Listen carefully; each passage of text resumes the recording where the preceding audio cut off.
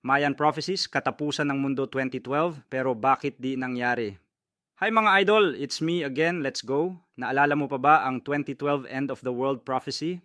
Yung lahat takot, may movie pa nga tungkol doon. Sabi ng mga Mayan, magugunaw daw ang mundo noong December 21, 2012.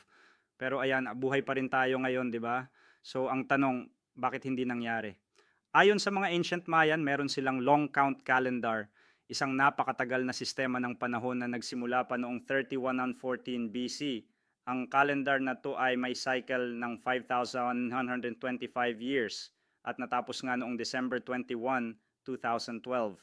Kaya marami ang naniwala na ito na ang end of the world.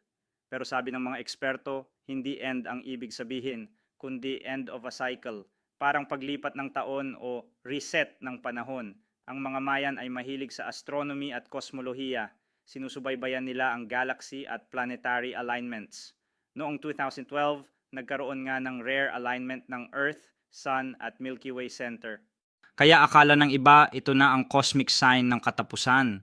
Pero ayon sa mga scientist, natural lang daw yon, hindi sapat para sirain ang mundo.